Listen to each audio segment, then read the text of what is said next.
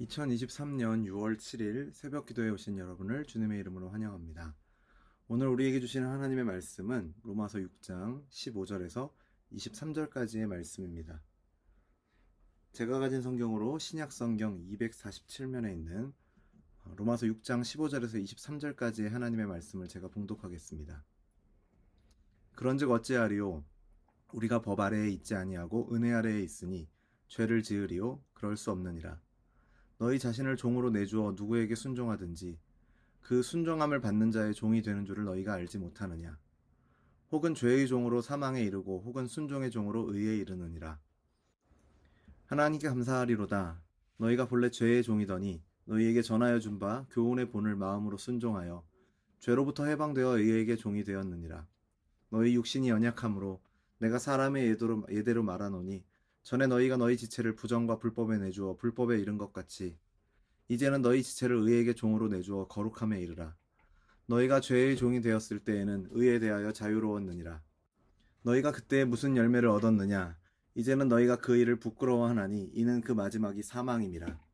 그러나 이제는 너희가 죄로부터 해방되고 하나님께 종이 되어 거룩함에 이르는 열매를 맺었으니 그 마지막은 영생이라.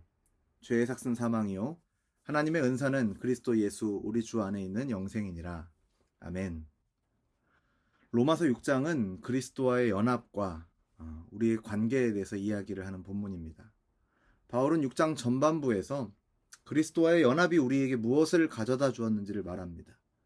그리스도와의 연합으로 그의 죽으심에 연합되어 죽어 장사되었고 그로 인해 죄의 몸이 죽어 이제는 죄에게 종로로 살 수 없다는 것, 즉 죄에서 벗어났다는 것을 이야기하죠. 그리스도와의 연합이 우리를 죄와 상관없는 존재로 만들었다라는 것입니다. 또한 그분과 함께 죽으신 뿐만 아니라 그분의 살아나심에도 함께 동참할 것, 함께 살아날 것, 그리스도께서 부활하시고 사망이 다시 그를 주장하지 못하게 된 것처럼 우리도 그렇게 될 것이고 그로 인해 새 생명 가운데 거하게 될 것을 말합니다. 이 내용을 바울은 그리스도께서 하나님께 대하여 살아계신 것처럼 우리도 그분과 연합함으로 인해 죄에 대해 죽고 하나님께 산 자라는 사실을 인정하라고 그렇게 여기라고 말씀하십니다. 그리고 오늘 본문인 6장 후반부에서 바울은 그리스도와의 연합이 우리에게 요구하는 것이 무엇인지 이야기하고 있습니다. 죄에 대해 죽은 자로 생명 가운데 행하게 되며 하나님께 대하여 산 자, 즉 그리스도와 연합한 자로서 우리에게 요구되는 모습과 태도에 대한 내용을 오늘 본문을 통해서 바울은 이어서 이야기합니다. 하나님께서 우리에게 요구하시는 삶의 모습이 어떠한 것인지 한번 살펴보도록 하겠습니다. 첫 번째로는 은혜 아래에 있게 되는 것입니다. 바울은 그리스도와의 연합이 우리에게 가져다 준 것을 말합니다. 그것은 바로 죄로부터 해방되어 의의 종이 된 것입니다. 18절에서 그렇게 기록하고 있습니다. 우리는 본래 죄의 종이었지만 복음을 받아 순종함으로 죄에서 해방되었습니다. 그 결과 죄가 더 이상 우리를 주장할 수 없게 되었습니다. 죄가 왕노릇할 수 있는 그 조건인 법 아래 있지 않고 은혜 아래 있는 존재가 되었기 때문입니다. 14절에서 분명하게 그렇게 이야기하죠. 죄가 너희를 주장하지 못하리니 이는 너희가 법 아래 있지 아니하고 은혜 아래 있음이라 그렇게 이야기합니다. 18절에선 선언합니다. 죄로부터 해방되어 의에게 종이 되었다라고 말합니다. 사실 인과응보에 익숙한 우리에게 은혜만큼 낯선 표현, 낯선 단어도 없을 것입니다. 그래서 값없이 주어진 은혜에 대해서 의심도 하고 오해도 하고 딴족을 걸기도 합니다. 법보다 은혜를 강조하면 죄의 고삐가 풀어져서 범죄를 조장할 수 있다라는 그런 궤변으로 혼란을 야기시키면서 복음의 역사를 회방하던 사람들도 있었습니다. 하지만 바울 사도는 은혜 아래 있다라는 이유로 죄 짓는 일을 정당화할 수 없다라고 분명하게 말합니다. 하나님의 은혜가 가져온 변화, 그 은혜가 지향하는 삶, 그리고 그 은혜가 가져올 마지막 영광을 생각한다면 은혜 아래에서 범죄를 용인한다는 것은 있을 수 없는 사실이라고 바울은 분명하게 이야기합니다. 우리는 이러한 분명한 사실을 염두에 두고서 성경이 우리에게 요구하는 바를 받아들여야 합니다. 만약 여전히 우리가 죄의 지배를 받고 있다면 아무것도 요구받을 수 없고 무엇을 행할 수도 없을 것입니다. 하지만 우리는 우리를 먼저 사랑하시고 그 아들을 통해 구원하신 하나님의 은혜로 그리스도와 연합한 자가 되었습니다. 은혜 덕분에 은혜 아래 있게 된 것입니다. 우리의 신분은 이제 죄의 종이 아니라 17절, 18절 오늘 본문에서 말하고 있는 것처럼 죄로부터 해방되어 의의 종이 되었습니다. 본래는 죄의 종이었지만 거기로부터 해방되어서 의의 종이 되었다라고 본문이 말하고 있는 것과 같이 그리스도와 연합으로 인해서 죄로부터 해방되어 의의 종이 되었음을 먼저 기억하시는 저와 여러분이 되기를 주님의 이름으로 축원합니다. 우리의 신분이, 우리의 존재가 바뀌었다라는 것을 기억한다면 그 다음에 이어지는 바울 사도의 말씀에 우리는 귀를 기울여야 할 것입니다. 바울 사도는 은혜 아래 있게 된 의의 종이 된 그리스도인들을 향해서 자기 자신을 하나님께 드려야 한다라고 말하고 있습니다. 바울은 죄가 우리의 죽을 몸을 지배하지 못하게 해서 몸의 사욕에 순종하지 말라라고 12절에서 기록하고 있습니다. 그리고 13절에서는 우리의 지체를 의의 무기로 하나님께 드려야 한다라고 말합니다. 우리가 은혜 아래 있기 때문에 죄를 지어도 상관없다라고 주장하는 것, 15절에서 말하고 있는 것이죠. 그것은 죄가 더한 곳에 은혜가 넘치니 은혜를 더하게 하기 위해서 죄를 짓자고 주장하는 것 같습니다.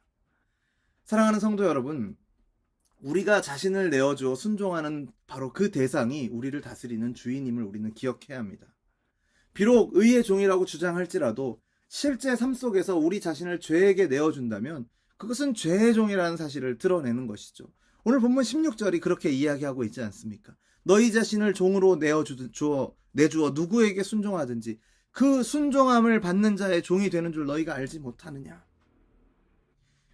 우리가 의의 종이라는 사실은 그 입술로만이 아니라, 고백으로만이 아니라 우리의 삶을 통해서도 드러내 보일 수 있어야 하는 것이죠. 또한 거룩함에 이르는 영생을 맺어야 합니다. 그리스도와의 연합은 거룩함에 이르는 열매를 요구합니다. 22절에 그렇게 기록하죠. 그러나 이제는 너희가 죄로부터 해방되고 하나님께 종이 되어 거룩함에 이르는 열매를 맺었으니 그 마지막은 영생이라 기록하고 있습니다. 사랑하는 성도 여러분, 중립지대는 없습니다.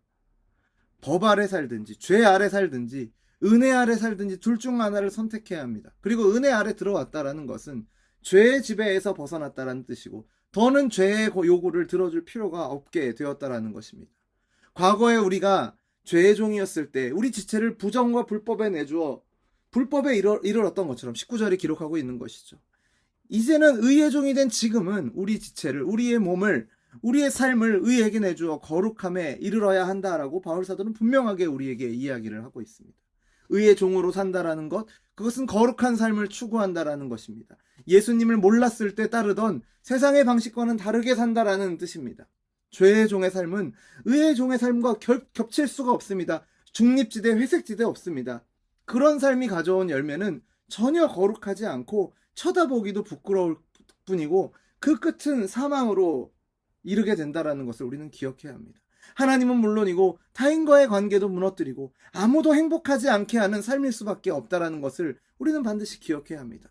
그리스도 예수 안에서 참 자유를 얻었는데 이전에 죄의 종의 삶으로 돌아가는 것은 세상에서 가장 어리석은 선택과 결정이라는 것을 우리는 분명히 기억해야 합니다. 그 두 가지 길의 열매는 확연하게 차이가 납니다. 죄의 종으로 받는 최종적인 열매는 사망입니다. 그 21절 마지막에 그 마지막이 사망이다 분명히 기록합니다. 하지만 21절을 보십시오. 의의 종으로서 의의 종이 받을 열매는 영생이다 분명하게 기록하고 있습니다. 오늘 본문 23절 어떻게 기록합니까? 죄의 삭은 사망이요 하나님의 은사는 그리스도 예수 우리 주 안에 있는 영생이라 분명하게 기록하고 있습니다. 이 둘 사이에 중립적인 자리는 없습니다. 죄의 종으로 자신을 드리면 사망을 얻게 되고 의의 종으로 자신을 드리면 영생을 얻게 됨을 여러분 기억하시기 바랍니다. 얻을 열매가 사망이냐 영생이냐는 우리가 헌신하는 것을, 우리가 어떤 열매를 맺고 있는 것을 통해서 알 수 있을 것입니다. 사랑하는 성도 여러분, 우리가 진정 그리스도와 연합한 자들이라면 우리 자신을 의의 무기로 하나님께 드리는 것을 통해서 그것을 증명하며 그것을 확인하는 저와 여러분 되기를 주님의 이름으로 축원합니다. 예수님을 믿었다, 교회를 다닌다, 세례를 받았다, 이것도 중요하지만 실제의 삶 속에서 의의 종으로서 살아가고 그로 말미암아 그러한 삶으로 인해서 영생에 이르는 거룩한 열매를 맺으시는 저와 여러분이 되기를 주님의 이름으로 축원합니다. 착각은 하지 마십시오. 이것을 통해서 우리가 의의 종이 되고 영생에 이르는 것 아닙니다. 이미 우리는 그것을 하나님의 은혜로 받았고 은혜 아래 거하게 된 자들입니다.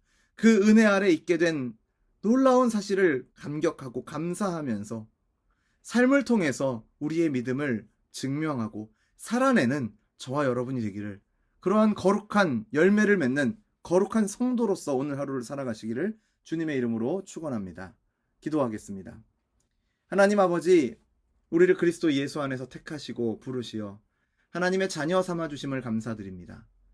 이전에는 죄의 종으로 살아갈 수밖에 없었던 우리들이었지만 예수 그리스도를 향한 믿음을 주셔서 믿음으로 그분과 하나 되게 하셔서 예수님 안에서 우리에게 영원한 생명과 참된 복을 허락하여 주심을, 누리게 하여 주심을 감사드립니다.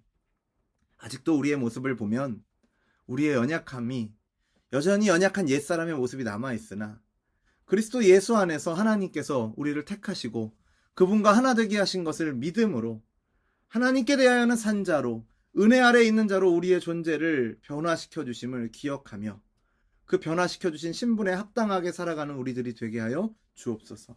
우리의 삶을 통해서, 우리의 순종을 통해서, 우리가 맺는 열매를 통해서 우리의 삶의 진정한 주인이 누구인지를 드러내며 고백하는, 그래서 하나님께만 영광 돌리는 삶이 되도록 인도하여 주시옵소서. 나도 죽고 남도 죽일 수밖에 없는 비참한 인생에서 나를 살게 하신 분을 인하여 내가 얻은 생명을 감사 찬양하며 그 생명으로 또 다른 생명을 낳고 인도하는 일에도 힘쓰는 오늘 하루가 되게 하여 주옵소서. 그리스도 안에서 우리에게 허락하신 영생 복락을 감사하며 찬양하는 오늘 하루가 되도록 인도하여 주시옵소서. 예수님 이름으로 기도드립니다. 아멘. 우리 주 예수 그리스도의 은혜와 하나님의 사랑과 성령 하나님의 교통하심이 그리스도 예수와 연합한 자로 은혜 아래 거하고 있음을 기억하며 우리 자신을 하나님께 드리며 삶 가운데 거룩한 열매 맺는 삶을 살아가기를 소원하는 우리 열린비전교회 모든 성도들 가운데 이제로부터 영원토록 항상 함께 있을지어다. 아멘.